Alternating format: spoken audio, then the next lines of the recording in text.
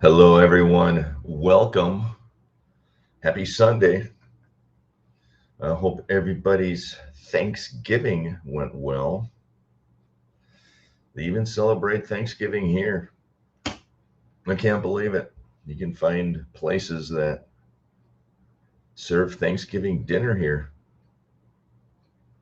How's everybody doing? Hello, everyone.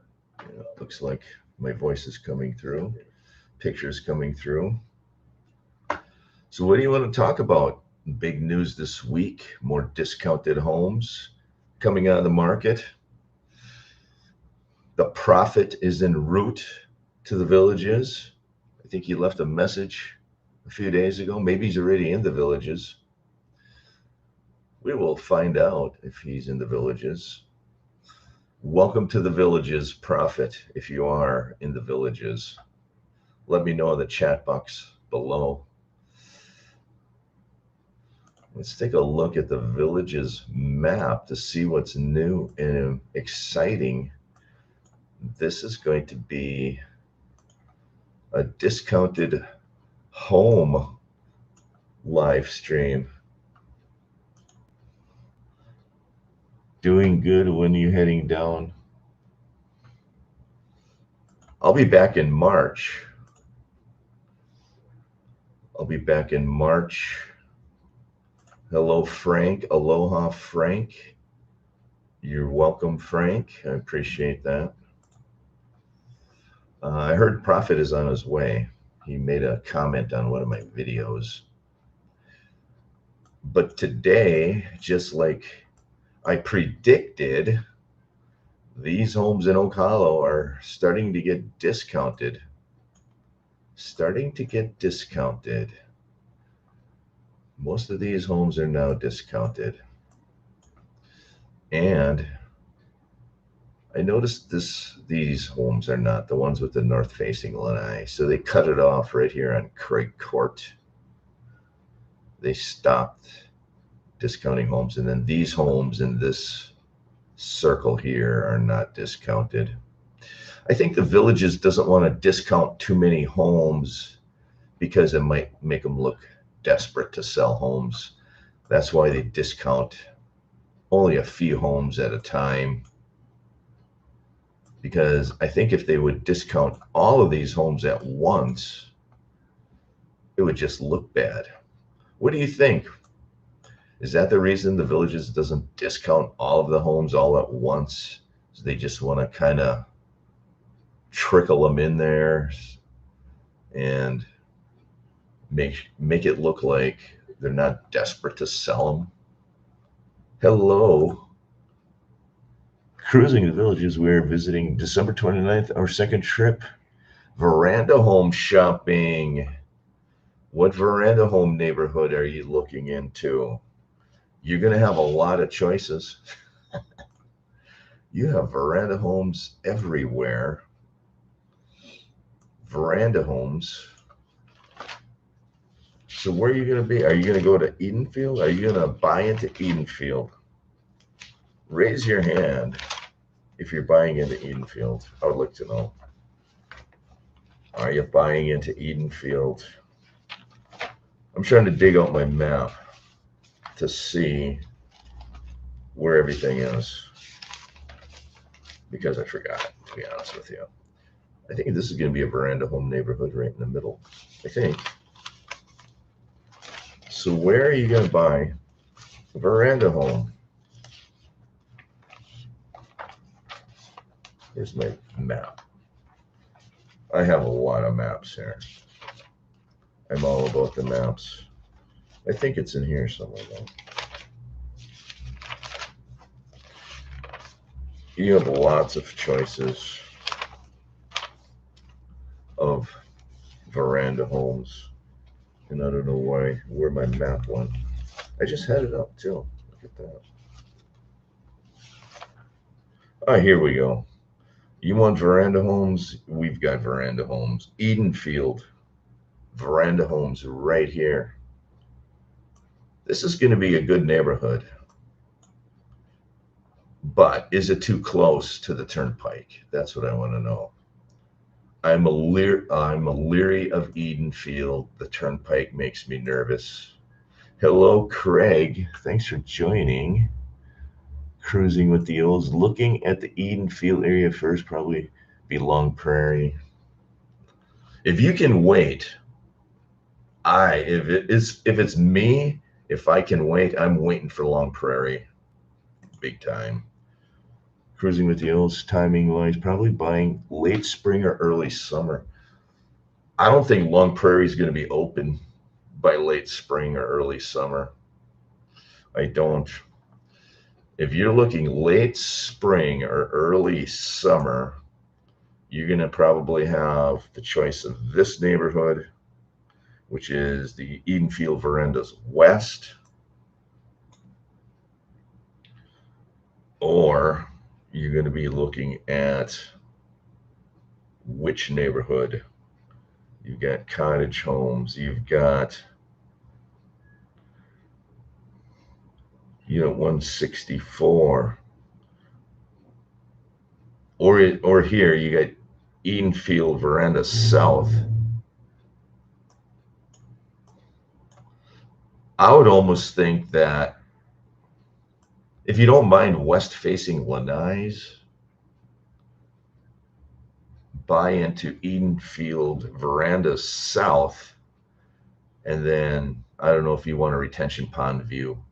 You're going to have a bunch of homes with retention pond views. You're going to have west-facing Lanais or south-facing Lanais. I would consider a west-facing Lanai on this retention pond. I think I'd almost buy into this neighborhood before I'd buy into this one. This neighborhood makes me nervous. I'll be honest with you. Edenfield Veranda Homes West, I just think it's too close to the turnpike. For me, it's too close to the turnpike. And I did have one of my subscribers driving through this neighborhood doing decibel tests. And he got a, what did he read? A 47 decibel meter in here. He said you could hear the highway, you could hear the turnpike. But I'll be honest with you, I'm not sure I would. Edenfield does not thrill me. You do have Oak Hollow. LaGrange. I would consider this Veranda home neighborhood. This is LaGrange Veranda South. You are nestled up against the pickleball courts, though. That's the thing about the villages, is every neighborhood has an advantage or a disadvantage. That's what I found when I was even looking for pre-owned homes. It took me forever to find a neighborhood. And even the neighborhood I'm in has its downfalls. It's too close to the high school, in my opinion, because I could see the high school lights occasionally. There's just no perfect neighborhood, and you can split frogs' hairs. You're going to have to prioritize. But one would argue that this Veranda home neighborhood is too close to the pickleball courts. But if you could buy a Veranda home, again, buy one right over here with a golf course view, and you're going to have a southeast facing Lanai. You might be okay with the pickleballs, but man, look at all the pickleball courts. And the reason I'm sensitive about pickleball is because I talk to so many villagers since I've lived there. I talked to so many villagers that bought a home near a pickleball court. And I've talked to villagers who said they bought a home they thought was far enough away from pickleball courts, but they still could hear the pickleballs. That's why I'm trying to warn you people. I'm standing here with a red flag saying, be aware, the pickleball courts are noisier than you think. Hello. Thanks for joining. Hello from 30 degrees Spokane. Is it really 30 degrees? Somebody told me it's snowing in Wisconsin. That's where I grew up. I don't doubt it. It is deer hunting week. No, it just ended. Deer hunting week in Wisconsin just ended. And usually we get snow during deer hunting week. So I believe that. I can believe that absolutely. Ian Field Roswell is almost ready to go on sale probably next couple of weeks. Really? Has anybody gone down to the Eden Field West and in the evening and listened for the traffic? Plenty of view sites. Yeah, that's an advantage is that you're going to get a view site there. But man, I don't know. Don't forget to like, guys. Oh, thank you, Craig. Craig the Sailor and Nicole. It's like you added Nicole at the end as an afterthought. You should have Nicole and Craig the Sailor. Is Nicole an afterthought? Just be honest. Hello, Survivor. Thank you for joining. I'd just as soon not deal with the lights from high school or the lockup. Yeah, are there lights on the lockup? Eden, Long Prairie. If I'll be honest, if I can wait to buy a new home, I'm waiting for Long Prairie because none of the neighborhoods that are available or soon to be available excite me. They really don't. The more I think about it, the more I'm thinking none of the neighborhoods excite me. There's just, I don't know. They're just too close to the turnpike for me. For me, they're too close to the turnpike. Why would you want to buy a home? Let's take a zoom out of the map. Look at the map. Look at the big picture map. Why would you buy a home up in this region here? Kind of where these blue, up in here. Look at how close to the turnpike. When very shortly you can buy something down here, far away from the turnpike. Even LaGrange, to me, the more I think about LaGrange, the more I'm thinking it's too close to the turnpike, especially when you got Long Prairie right here. I'm waiting for Long Prairie, I'll be honest with you. Or I'm buying a pre-owned home or a new home here in Shady Brook. I still think Shady Brook is better than anything available today.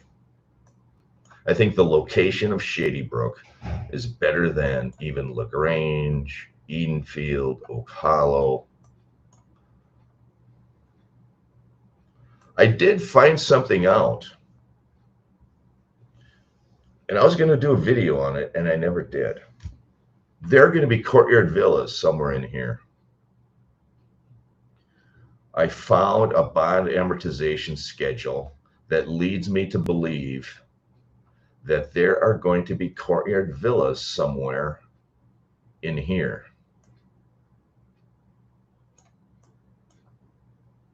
Maybe it's going to be in Lakeview, but I found a bond amortization schedule that kind of coincides with this area in Oak Hollow.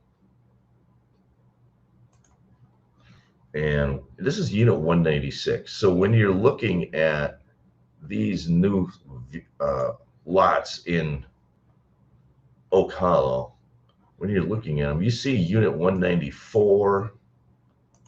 You see unit, here is LaGrange, unit 196.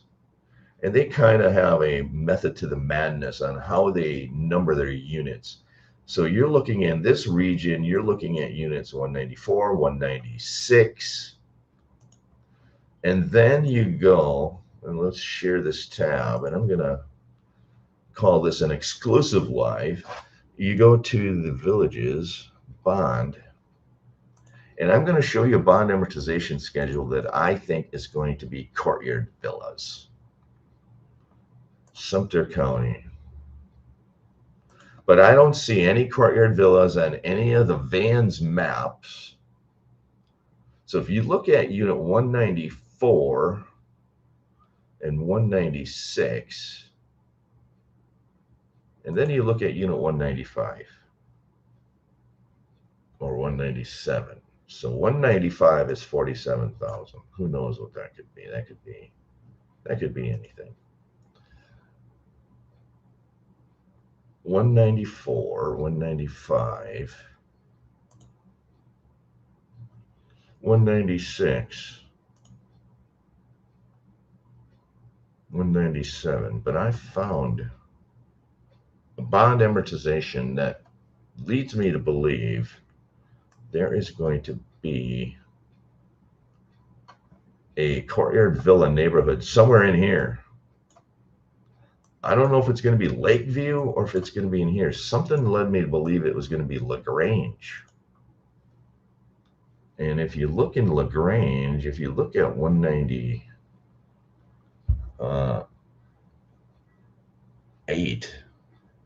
195, 198, maybe it was 198 I was looking at.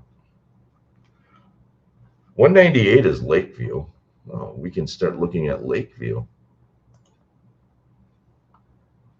33,692 right there. That's a Courtyard Villa neighborhood, and that's going to be in Lakeview, according to my map. So when you look at Lakeview, well, let's share this town. So unit 198 is the Sia Villas. That's going to be in Lakeview, not Long Prairie, and that's Courtyard Villas. So we can start piecing the puzzle together. And I show it as being right here in this square right here. That's going to be Courtyard Villas in Lakeview. So your Lakeview unit numbers are going to be in that 198, 199 category. Okay, so share the tab. So now you're looking at the Courtyard Villas in Lakeview, and according to the Vans map, they're going to be nestled right here adjacent to Marsh Bend Trail. Right there. Courtyard Villas, exclusive. Then you have 199. 190, unit 199 is here. Let's see if unit 199 exists. 199. No, it does not. And then you have 201. So let's look at 201. Does not exist there. 201 does not exist there. Then you have 280. That's kind of weird. They go from 201 to 280, and they don't have that, and they do not have that. So the only thing we can piece together is Lakeview's having Courtyard Villas right here along Marsh Bend Trail. Can you see my cursor? I can't even see my cursor.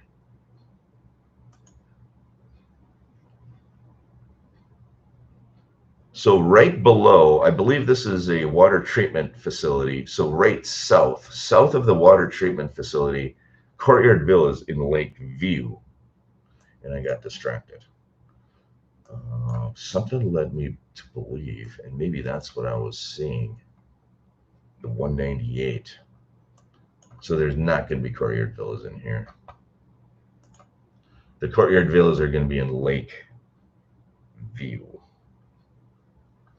So I did find that out. I stumbled into it by looking at the bond amortization schedules and the Vans map.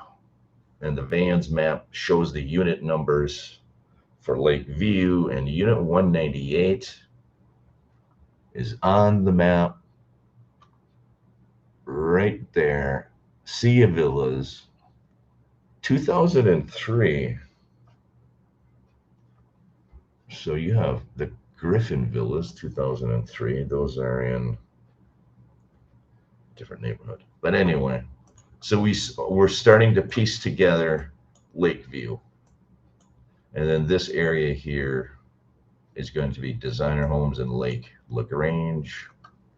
So what are you saying to me? There's going to be a lot of people commenting now. So let's go through the comments. I like that neighborhood. Prefer not spend on a premium view. Okay. Our lifestyle, Craig, begins on Thursday. Sam and the Craigs are going to meet up at Revel. Oh, at 7 a.m. Oh, my wife just corrected me. The feel like temperature are 25 right now. She also said that she is always an afterthought. I will. I think you should change your account name, put Nicole's name first, because the way it lists now, it's an afterthought. Yeah, I think CDC 16 is where you're going to be. I'll be honest with you. If you're, I am not thrilled with Edenfield, and the more I think about LaGrange, I'm not thrilled about LaGrange. But I think LaGrange is the better of the two. Unless you're looking at designer homes in Oak Hollow, some of these neighborhoods here would be okay if you're looking for designer homes, and most people are.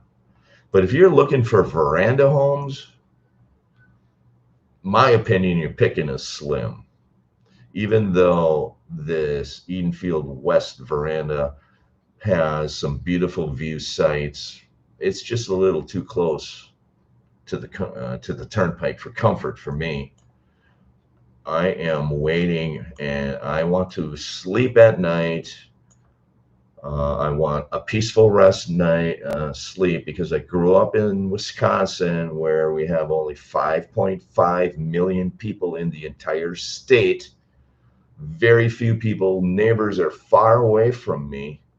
I like to sleep, and I don't like the neighbors so close. So I am waiting for Long Prairie, or I'm buying something in Shady Brook down in here. But none of these homes have decent backyards. That's why they're not sold. This is a tight neighborhood right here. They are really tight. It reminds me of those homes in Bradford I looked at, where the lanais were, you could reach out and touch your neighbor type of thing. That's what I think this neighborhood is. So you can see the map. Profit is back. We got lost driving the golf cart near Eastport last night and ended up in a still unopened section of Edenfield. Couldn't hear any traffic in the distance. Really? Really? Last night was Saturday night in the Villages. You should hear something. Okay, well, keep an eye out. Well, now we have more eyes on the ground. We used to have, I think Sam Propane was driving around doing his decibel reading. You should come to breakfast on Saturday. Tim is lame. He would rather be eating chicken feet. And yeah, you must. Do you watch my Philippines channel? I'm supposed to have a chicken feet barbecue. I'm going to do a video with me eating chicken feet. A local barbecue chef is going to make chicken feet for me. Believe it or not, I'm going to eat chicken feet, and I'm going to video it too. Courtyard Villas will be next to the Postal and Pool in Edenfield.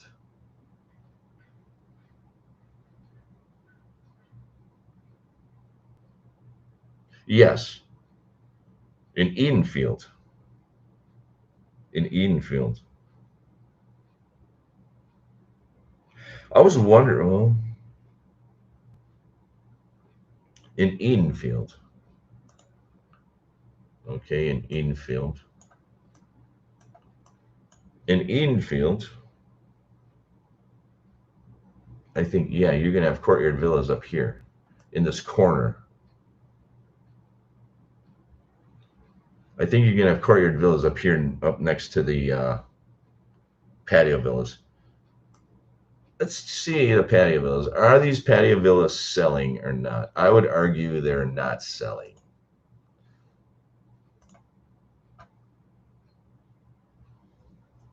Are they selling or not? You've got 1, 2, 3, 4, 5, 6, 7, 8, 9, 10, 11, 12, 13, 14, 15, 16, 17, 18, 19, 20, 21, 21, 22, 23, 24, 25, 26 patio villas have sold. And usually there's around 60 homes in a patio villa neighborhood, something like that. You can count them. Usually it's 55 to 70. So are they selling? Actually, I am surprised. People are buying patio villas along McNeil Drive. They must be investors. They must be Airbnbers. Who is going to buy a patio villa and live here? You are stone's throw away from the turnpike. I don't know. The more I think about it, the more I'm thinking, I'm surprised they sold this many in this location next to softball fields. Courtyard Villas next to in Eden Fields.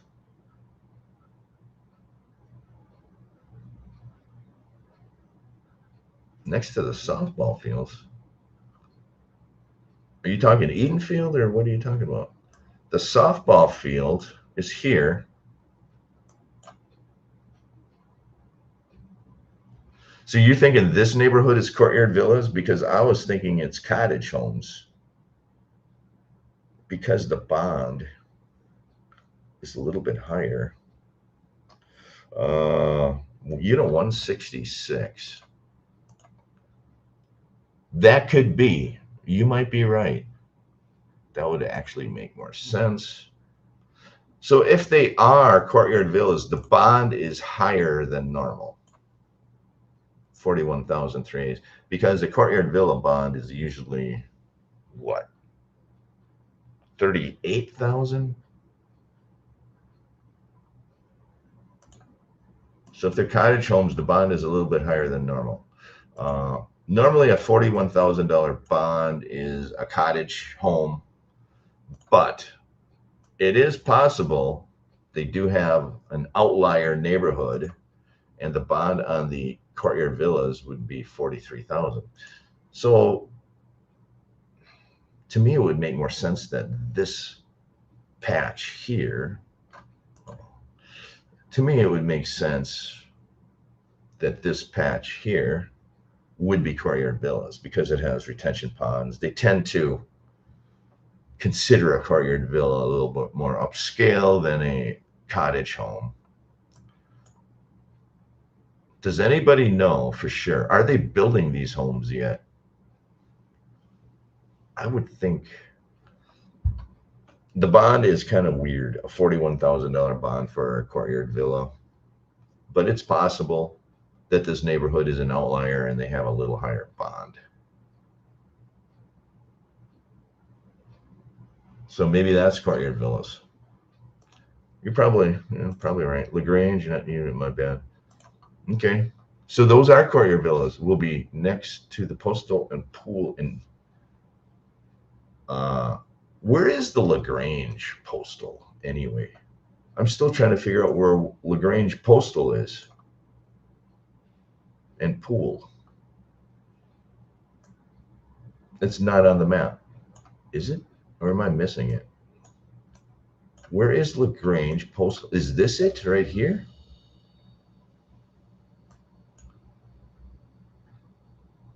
I don't know.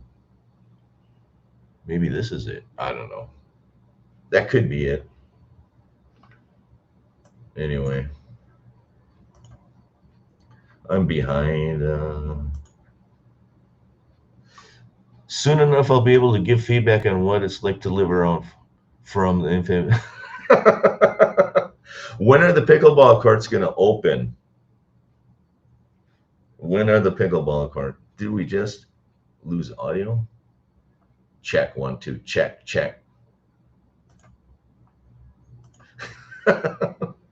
Mic check 1 2. Mic check.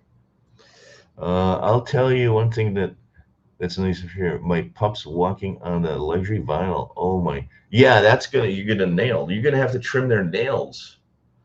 You have to trim their nails often when you have dogs on a vinyl floor or whatever.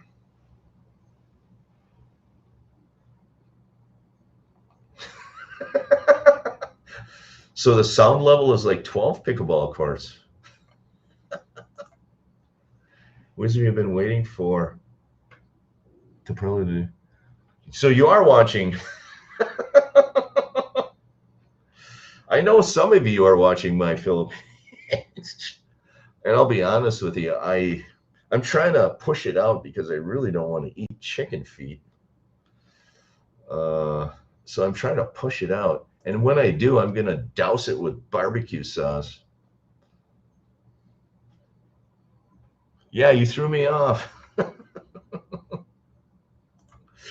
Yes, at Lagrange, Loop, and Corbin is the postal and pool. Lagrange, Loop, and Corbin. Where the hell is that? Here's Corbin. Where's Lagrange? Ah, that is it. That's the postal center. Okay. So you think there's courtyard villas going in here, huh?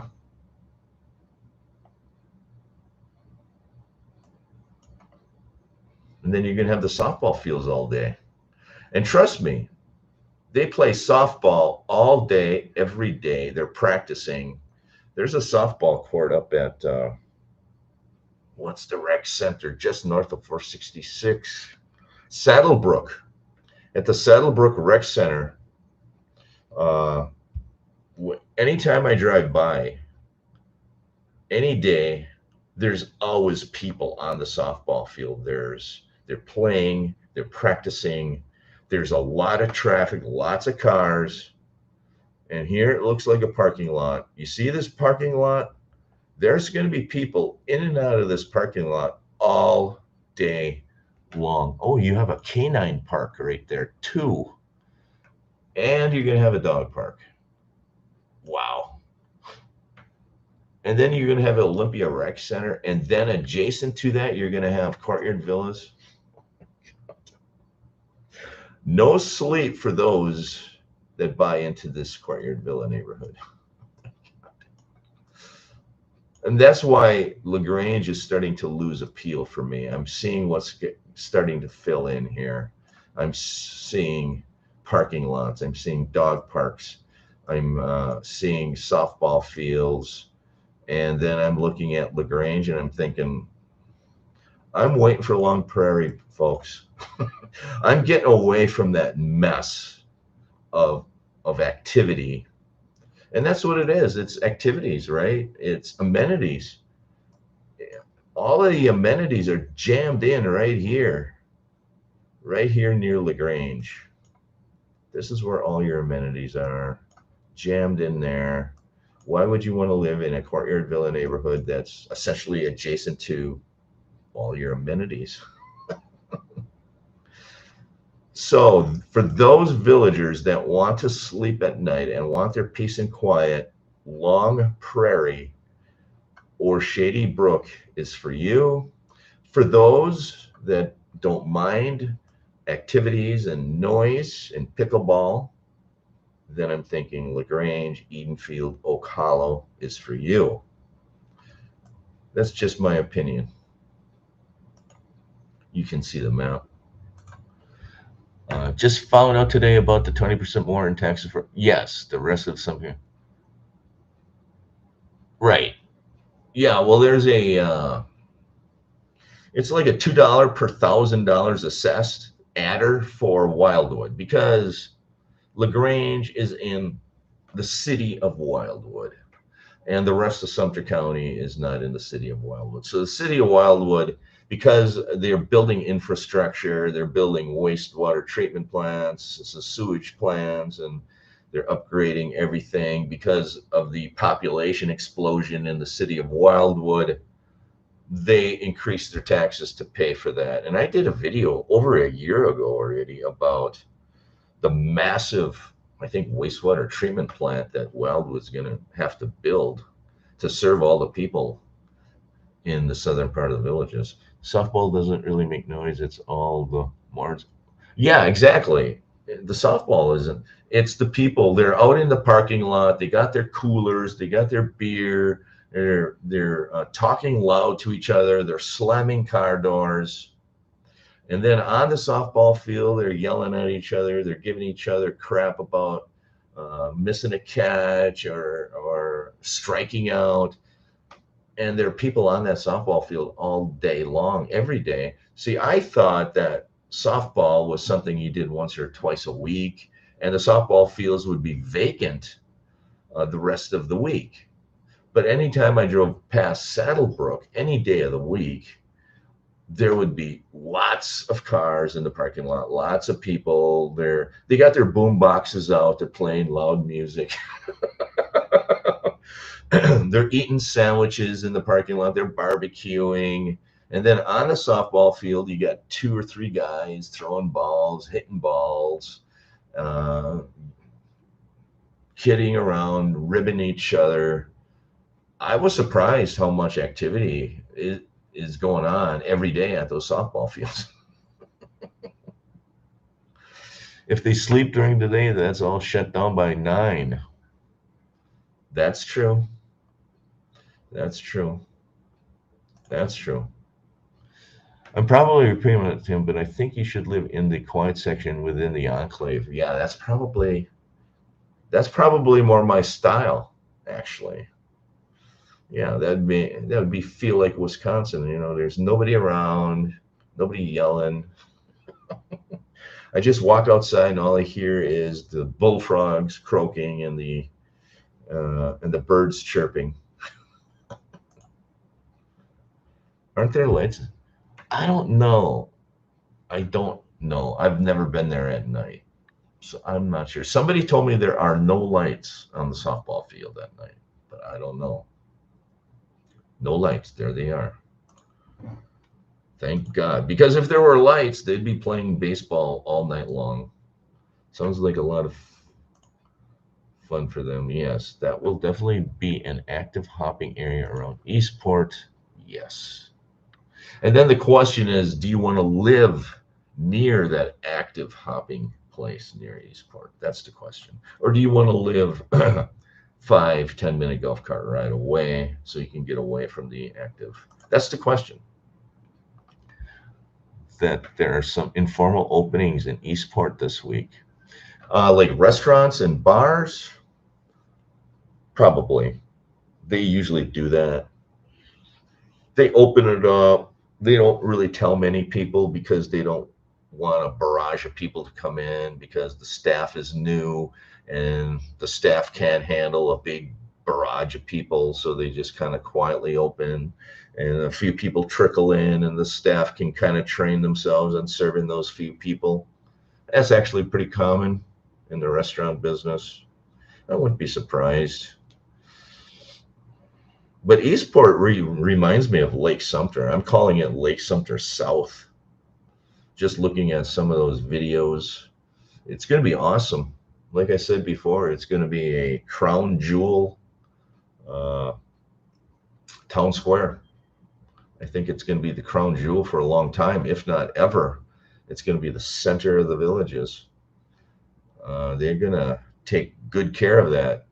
And they're going to also take care of it because it's close to Middleton. So I think Middleton and Eastport are their kind of crown jewels, the shining stars. They're always going to get the most attention. That's why I think it's going to be beneficial to live near there. They're not going to let it get run down for 20 years like they did Spanish Springs, but I guess Spanish Springs is coming back.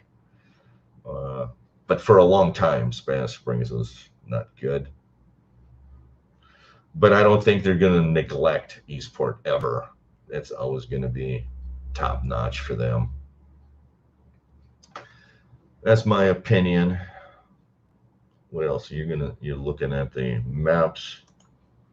So here, my opinion, wait for Longview if you can. And if you can't, just be prepared for what's going on. I did videos this week I still don't think some of these designer homes here in Ocala would be too bad. Not too bad. Right in here. Would anybody consider buying a discounted designer home right in this area? Right here. Right along this street, this Sailor Drive. I don't think it would be bad.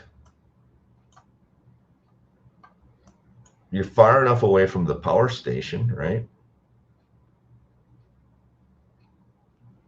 I think you're far enough from the power station. I think you're far enough away from Marshman Trail. That would be the only downfall. Maybe you're too close. Let me know.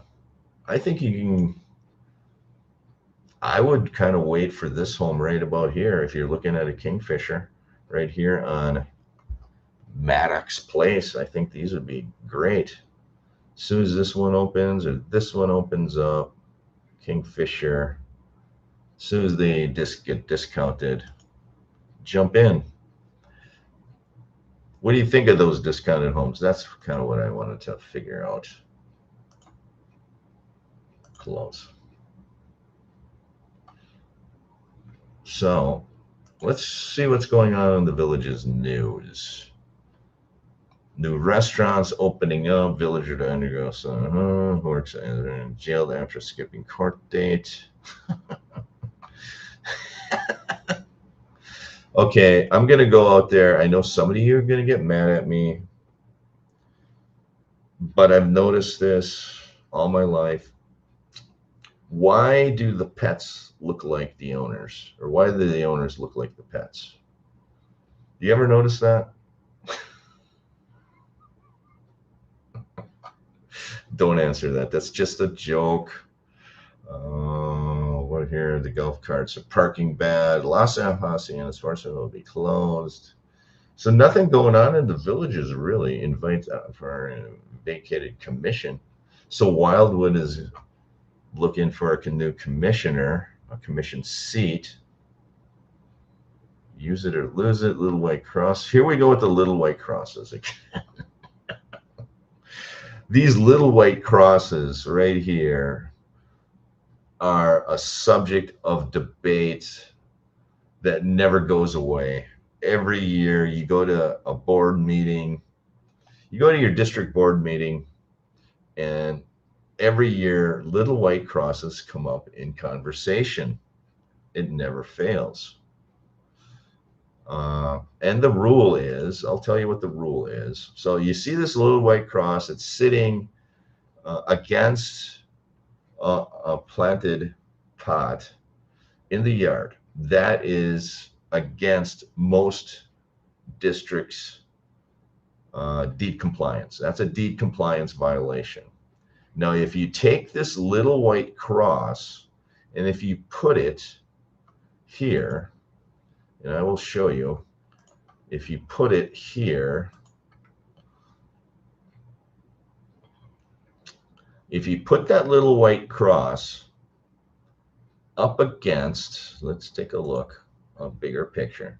If you put the little white cross up against the wall of your home, as long as that little white cross is hanging underneath this eave, if that white cross is underneath that eave, that is not a deed compliance violation. You could take that little white cross and you could screw it to the wall between your two garage doors, and because it's underneath this eave, that is not a deed compliance violation. But if you put that little white cross out in your yard and lean it up against a plant, that is a deed compliance violation in most districts. And the reason I say that is because I'm not sure if some districts passed a rule to waive that, but I don't think so. I think deed compliance is essentially governed by the developer, and I don't think the Board of Supervisors in that district has the authority to change it. So I just want to to educate anybody moving to the villages about little white crosses, and every neighborhood is going to have somebody putting little white crosses out. I have a neighbor that has a little white cross out in his yard.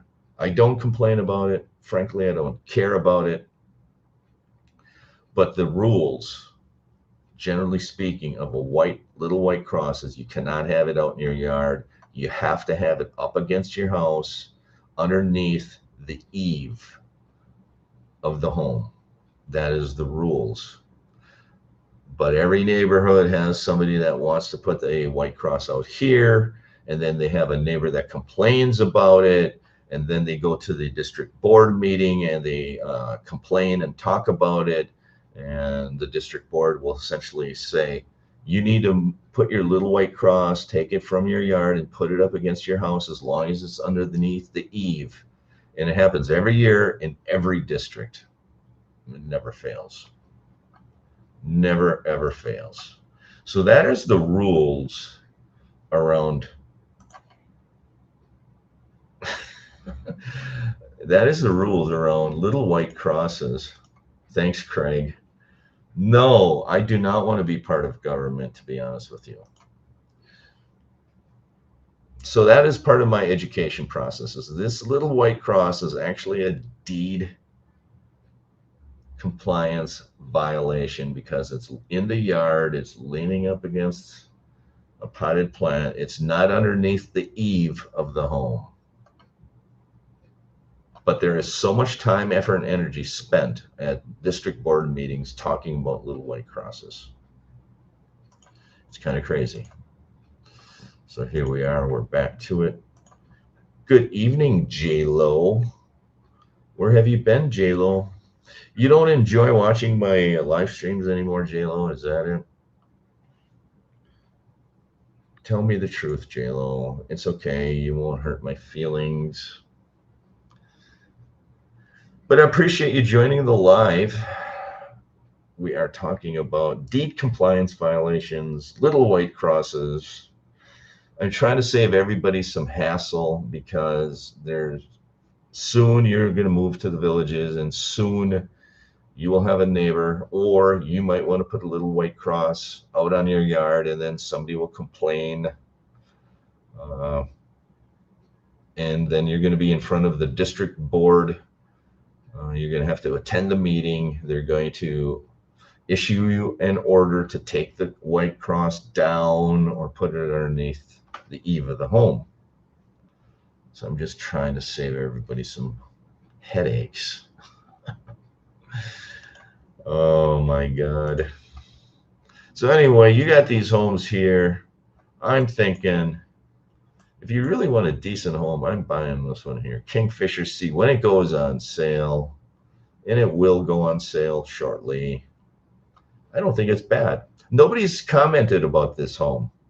Tell me, what about these homes on Maddox Place in Oak Hollow? What are you thinking about this? Far enough away from the substation, far enough away from the water treatment facility, close enough to the Oak Hollow Postal and Rec, close enough to Eastport. Why wouldn't you buy it? Why not?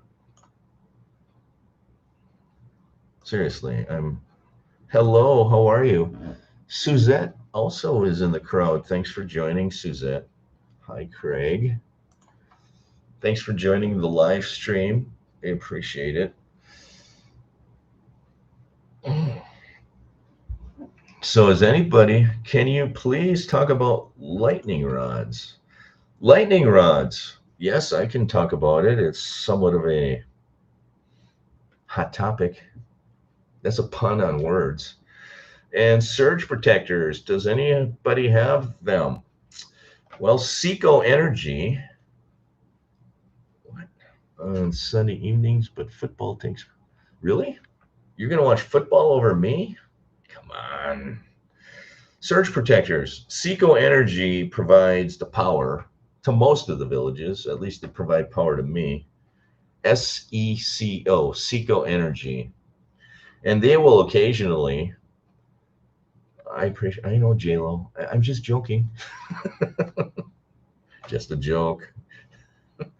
Seco Energy will send you flyers that for like $5 a month, they will put surge protection on your home. They put it on the outside of your home. They say it's going to protect everything on the inside of your home. Uh, I heard people say that that's not 100% foolproof. They have that on their home, and lightning storms come, and they still have some problems. Uh, so that's surge protection. What I have is I have these cheap plug-in surge protectors that I plug my TV, my computer in. I plug it into the wall. And for the most part, they do a good job. And for those new to the channel, the Villages in Florida is the lightning capital of the world. We get some of the worst lightning in America for sure. So surge protection is important, in my opinion, especially for your electronics. But I don't know if I would go and contract with Seco to have that $5 a month thing put on the side of the home, because I heard that they're not any better than the $5 surge protectors that you buy and you plug in the wall. Maybe they will, surge protect some of your other appliances.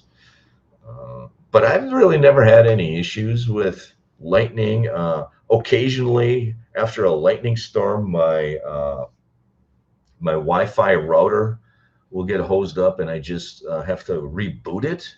But I've never had any appliances burn out due to surge protection issues or lightning storms. So I don't know. That's kind of, everybody has a different opinion on it. I talk to people who are super anal about it, saying you need surge protector, and they put surge protectors everywhere. They contract with Seco to have it, and they put surge protectors on every outlet. I'm not one of those guys. I just put surge protectors on my TV, my computer, and hope for the best. And so far, I haven't had really any issues. In terms of lightning rods, some people have told me that when you put lightning rods, it actually attracts the lightning to your home, and it's useless to put lightning rods on. So I heard that argument. When I grew up in Wisconsin, my parents had lightning rods, and our house got struck by lightning all the time. And in fact, when I was like 8 years old, lightning hit the house and it blew our chimney to pieces. We had a brick chimney. In the Villages, I don't have lightning rods. Some people do. I'm not sure. The problem I have in the Villages with lightning rods is, and I went to a meeting that talked about lightning rods, and I talked to a bunch of different people at the meeting, and the people I was talking to were telling me that there are really no decent contractors in the Villages that really properly install the lightning rods. They are essentially putting a lightning rod on your home, and they're running the wires through your attic. They shouldn't do that. When you put lightning rods on your home, the wires that go from the lightning rod to the ground, those wires should all be on the outside of the home. But I heard the contractors in the Villages are running the lightning rod wires through your attic. That I don't think is a good idea. So you could spend a lot of money putting lightning rods in your home in the Villages, but there's a good chance that the contractor is not going to install it properly. I guess that's the moral of the story. And I've heard people say they don't want to put lightning rods on their homes because they feel that it's actually going to attract the lightning. I've lived in the Villages for 3 years in a patio villa. I have not had issues with lightning strikes. 1 or 2 or 3 homes per year in the Villages will get struck by lightning and burned down. I think it's just the way it is in the Villages. It's Florida. You're going to get lightning strikes, and when your number is up, your house is going to get hit by lightning. And chances are, if you have a lightning rod, they were probably most likely installed incorrectly, and then you have to worry about whether it's actually going to be helpful or not. So that is my spiel on lightning rods in the Villages. I think they're good to have if they're installed properly. but I think you're going to have a hard time finding somebody to install them properly in the villages. So let's go back to the where are we? Okay, that's a nice neighborhood, lots of premier homes on the golf course. I try my best in Sunday evenings. Okay, all houses have surge protection on the meters, and in the panel. Oh, really? There you go. That's nice. All houses since 2024 have surge protection on the meters. Is that through Seco Energy, Craig? Do you know if that's through Seco? Because there's a couple of different power companies that service the villages, I think. But I think 99% of the villages are served by Seco Energy. I think they're a really good energy company, by the way. Yeah, and lightning rods aren't either. The Washington lightning rods are required in all homes built since the 70s. In Washington, lightning rods are required. Really? Wow. They're required. Wow. Nothing like a government telling you what to do on your house, huh? I'm setting up my weather station in my yard this week. Okay. So if anyone wants to know yes, that'll be awesome. You will be the weather. I will anoint you the official weather person on the Streams of Dreams channel. I would appreciate that. Oh, who do you use for Wi-Fi? My Wi-Fi is through Xfinity, and I think it's pretty good. I have the low package. I think I pay like $40 or $50 a month, and it's, I think, 50 megabytes per second. It's the slow package, but I can still watch Netflix and YouTube, not an issue. And occasionally I'll call Xfinity and I'll negotiate a better price, because they will negotiate a better price. So I'm pretty happy with Xfinity. They serve a lot of the villages, but there's certain areas of the villages they don't serve. So I'm not sure. When I moved there, I only had a choice of one internet provider, and that was Xfinity. And then after a year I was there, I kind of looked around for others, and they said, you can't get it. You only have one choice, Xfinity. I don't know if there's more choices now. Yeah, it's part of the life in Florida. Yeah, me too. Sorry, they are not titled like they are titled grounding rods. Yes. Yeah, the lightning hits the rod on the home, and it goes down a wire, and it goes to the ground, in the ground. Very true, Tim. Thank you, Craig. I'm starting to catch up. Yes, Craig, all homes here have ground rods. Yeah, they do have. That's a good story, Craig. No, you bring it up. They do have a ground rod for your like where my internet comes into my home. They have it wired to the ground, so there's a little ground rod there where the internet's coming into my home. You have all the cables, and then they have a little silver wire or whatever that's running to a ground rod. But when I put a TV antenna up, and this is where I got my thought of, if you put a lightning rod up, it's going to attract lightning. When I put a TV antenna, I put a tower up, a pole, a steel pole with a TV antenna. I contracted with some guy in Ocala, Florida, to come down, put an over-the-air TV, because I was going to get rid of cable. I didn't want to spend $130 a month for cable TV. So he came over, he put my TV antenna up on like a 20-foot pole, and he did not ground it. I said, why didn't you ground it?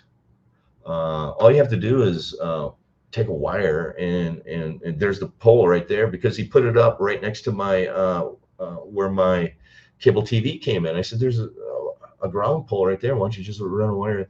He says, oh, if I do that, then your TV antenna will act as a lightning rod, and it's just going to attract lightning. And I said, what?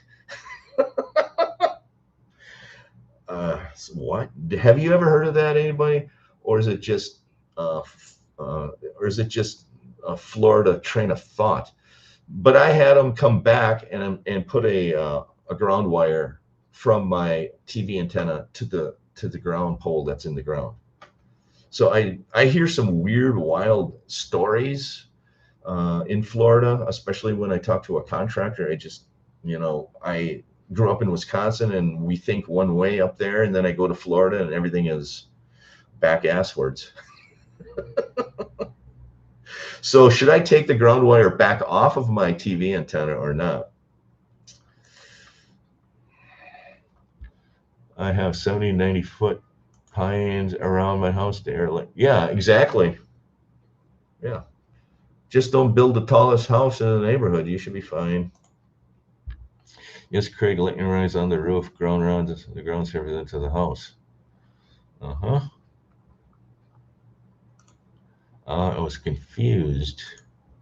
Although the lightning rods on the roof run to the... Yes, they do. The lightning rods on the roof run to a ground rod. Yes, that's true.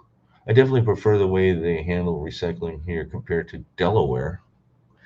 Oh yeah, in the villages there really is no recycling. You just throw everything in a bag and they take it away. Awesome. The only thing I have with the villages waste disposal is you got to put it in a bag at the end of the driveway, and then in the middle of the night you might get things like dogs, or you might get things like coyotes tearing through your garbage, or even an occasional black bear. But overall, I kind of like the waste disposal. They're very prompt. They're always there on time. They pick up twice a week. So overall, I would give a thumbs up to the garbage pickup at the villages, although I'm not keen on the plastic bags at the end of the driveway. It's better than trying to find space in your garage for a plastic garbage can. Oh, good topics, good things. So this week I finally have my first service at the village's golf cars. I bought a Star Series and need to get a few things looked at. So what are the things you need to get looked at? Was it new or pre-owned? That's the question. Is it new or pre-owned?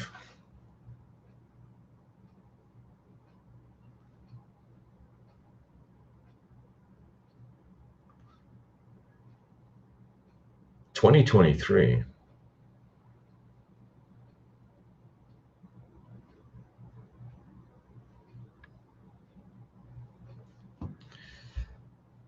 That's electric, right? So 2023 Cirrus. Let's see.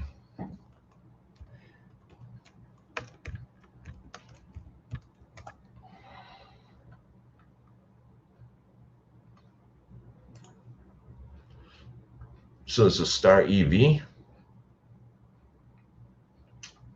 Well, look at that. So this is your golf car. 2+2? Is it a 2+2 or is it what is it? Oh, there's your golf car. How nice is that? It's a lithium ion battery in it.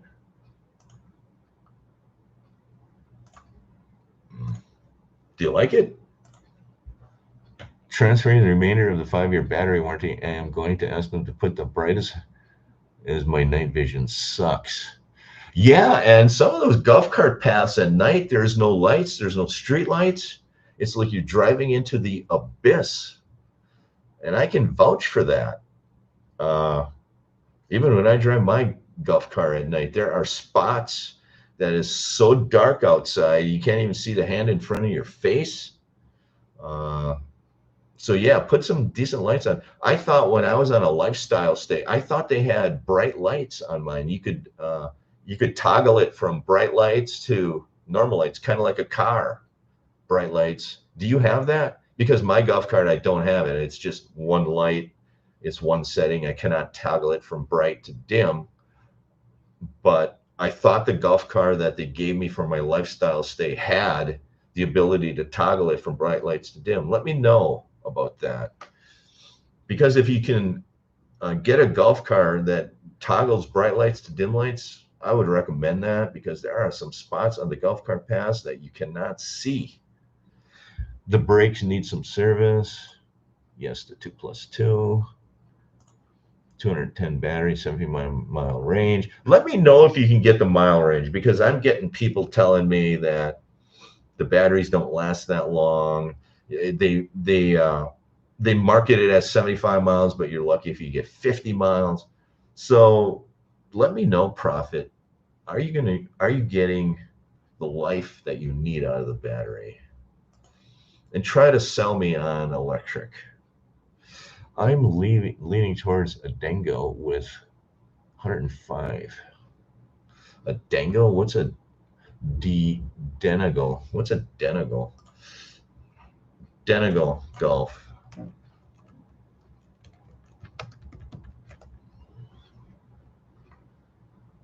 What is this? I don't know where that is. Oh, here. A Rover XL? Interesting. Share this town. Is this what you're looking at? That's slick. So why a Denago? 10.1-inch display. That's going to just chew up your battery life, though. Soundbar system. Tilt steering wheel. Look at that. Integrated turn signals. Rear camera. Does that mean they're going to turn off automatically? That's the other thing my golf cart does not do. The turn signals does not turn off automatically, and I leave the signal lights on all the time. I wish I had that. Premium seats. You want to get a seat that goes all the way down to support your lower lumbar. And in fact, on my golf car, I have one of those like foam pads that I put in my lower lumbar, because I couldn't find any golf car seats that was comfortable for me. So I have a little black foam lower lumbar thing that I put there, and then I can drive 30, 40, 50 hour at a time, no problem. But a seat like this, and really any other seat that they sell, I could not drive more than 15 or 20 minutes in there, and my lower back would be killing me. So I put a little foam thing, an aftermarket thing you buy at Amazon for like $5, $10, and that's what I use, and I can ride all day. But the problem in the summertime is it gets so freaking hot, and then I start sweating. So it is what it is. But that's a slick golf car if that's the one you're getting. Love. The other thing, the wheels. I was talking to somebody about wheels. They said, get the flat tires. Don't get this off-road tire. They tend to wear faster, and they just they ride rougher. And he said, if you get a golf cart, just get the normal flat tires. Don't get the off-road tires. They look good, but functionally they're not good. So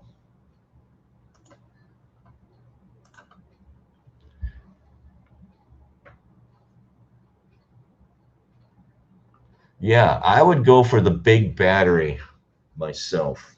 If I'm going electric, I'm getting the biggest battery you can, because over time, those batteries just wear down.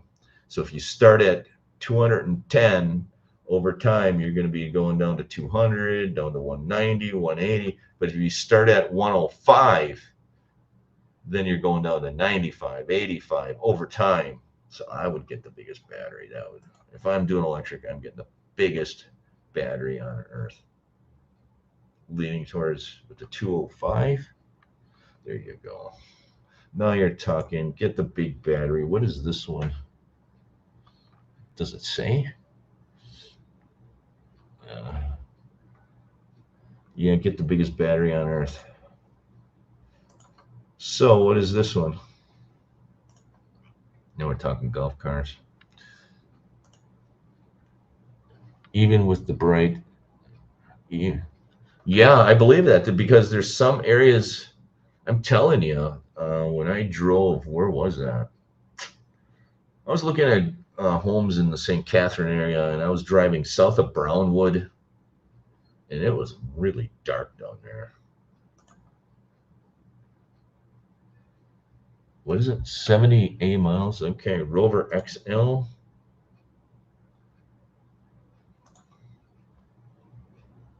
This cart brand new is over $30,000 in the Villages. That's crazy. Yeah, I agree. My friend I ever bought was 100, and it was 15. I agree.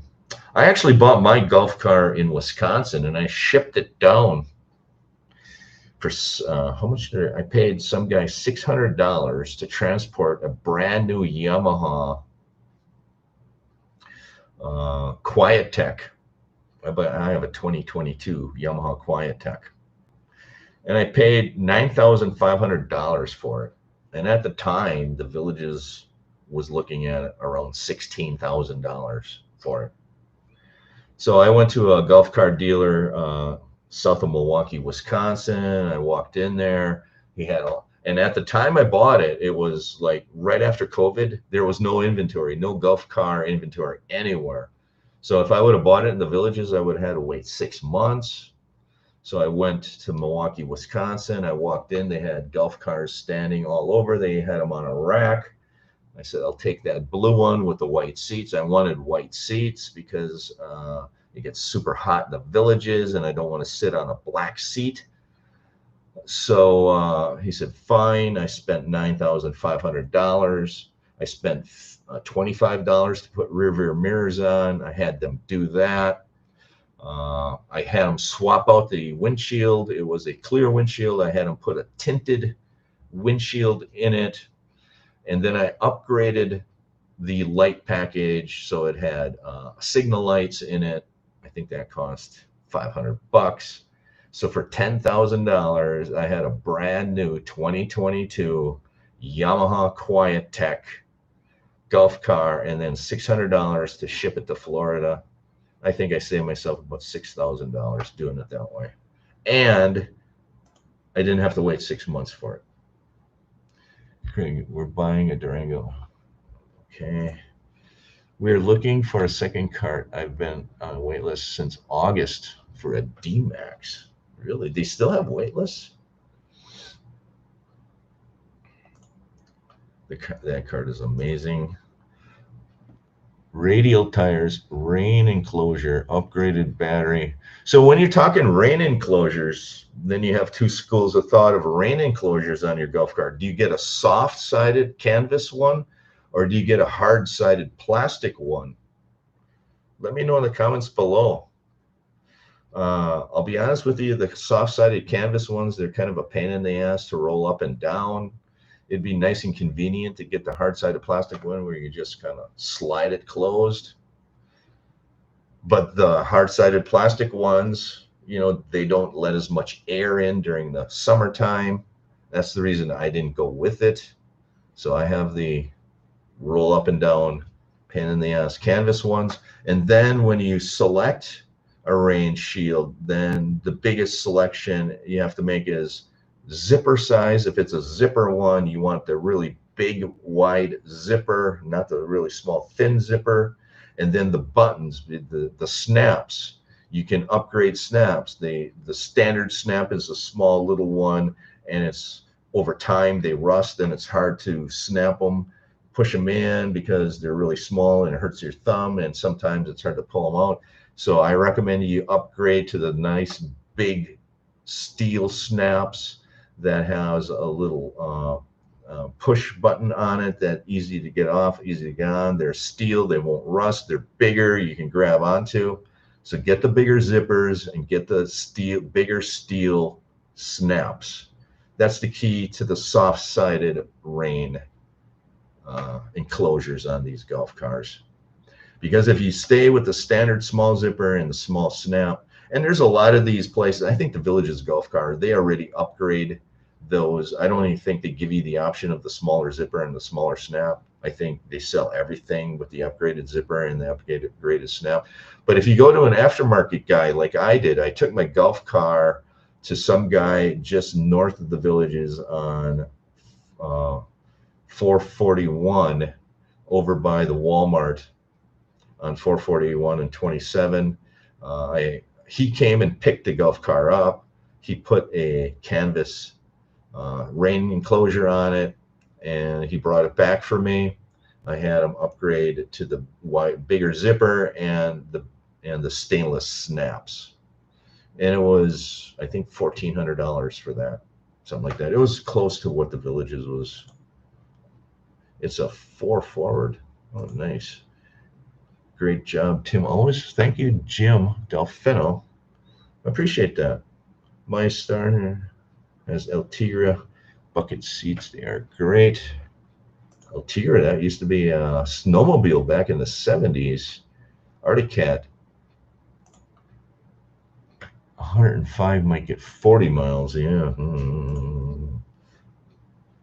Yeah, I would want self-canceling too. Yeah, it's an upgrade. Procon versus Star. Easy Go. I love golf cars. I love driving golf cars in the Villages. That is the best thing. That's why when people select a different retirement community that has very few golf cart trails or paths, where you're just driving it back and forth to the town square, I think that's a boring lifestyle. That's part of the lifestyle of the Villages, is the golf cars and the golf car paths and just driving around and looking at stuff on your golf car. That's why you want to live in the Villages. That could be, maybe. That is possible. I have never had mine serviced there. I actually have a guy come over to my house. He actually comes to my house and he changes the oil for me once a year. I think it costs $80 to change the oil once per year. And I like him. I like the fact that he comes to my house, and it's actually thundering and lightning here. It's a rainstorm. Actually, I think we have another typhoon coming in. So I have a guy that does that. He comes over and he will service the golf car for me. I did have a problem with the gas meter, the gas gauge, and everything on the golf car. At least my golf car is plug and play. You take the gas meter out, you just unplug it. It has a little wire clip. You just unplug it, and the dealership in Wisconsin sent me a new one. I just plugged it back in. Those things are pretty bulletproof. Golf cars are actually pretty bulletproof. And then if they're not, there's a lot of people in the Villages area that will service them for you. You don't necessarily need to go to the Villages to do it, but it is convenient to buy from the Villages and have them service it. But so far, I've been 3 years and I've had no issues. I rotate my own tires on my golf car, and that's the other thing you should talk about.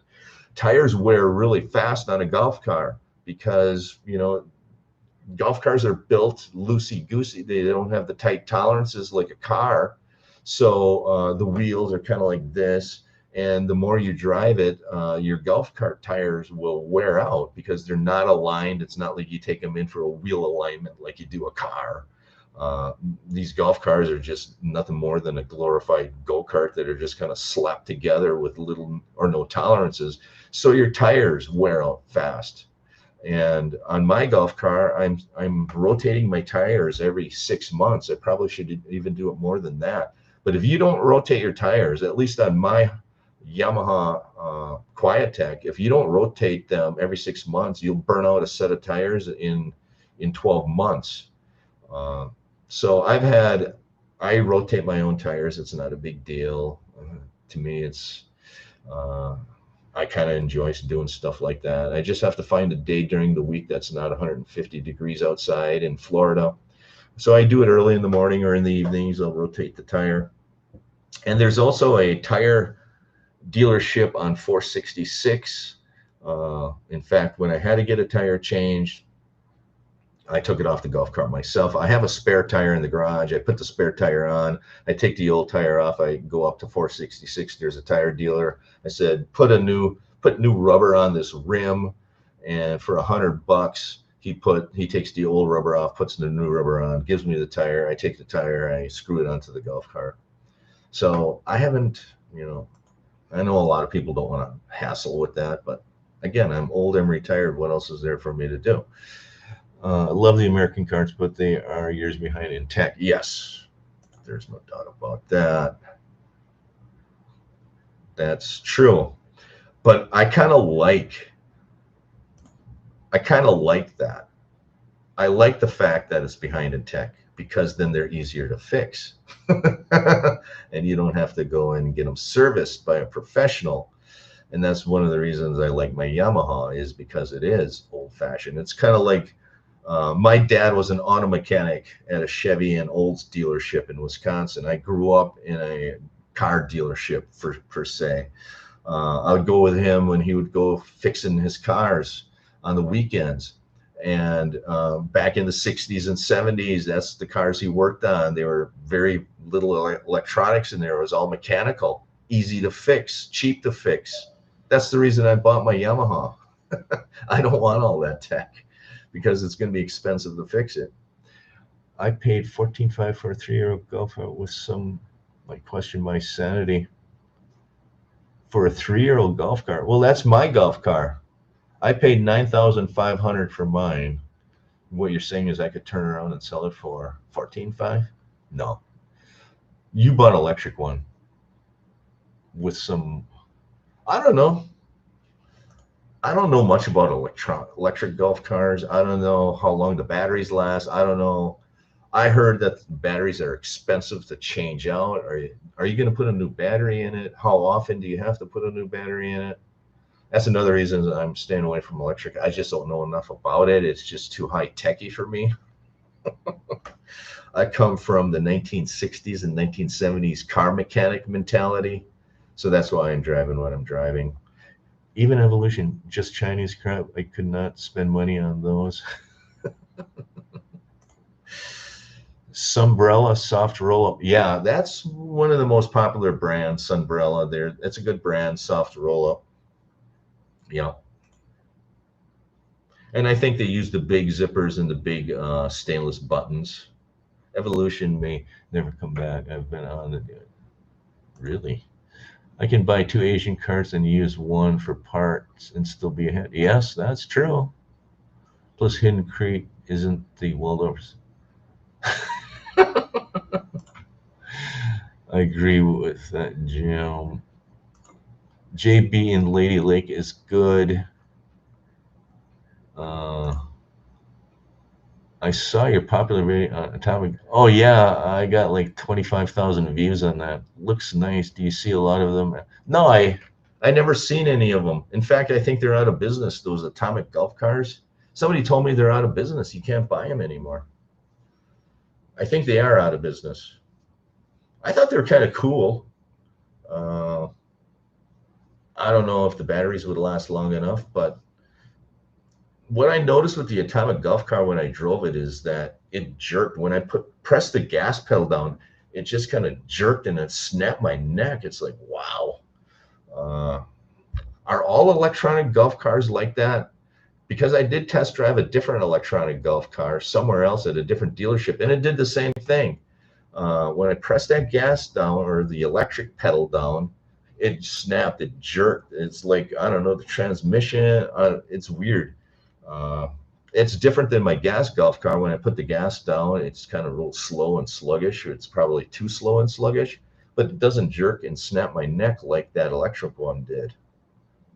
That's the only weird thing I noticed. You do see a lot of Atomics.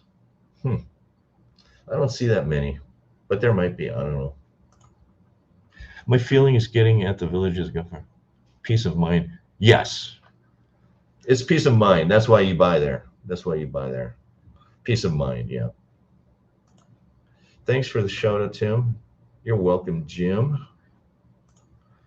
5K markup on it already. Price card is a lot. Price of peace of mind, but I get it, yeah.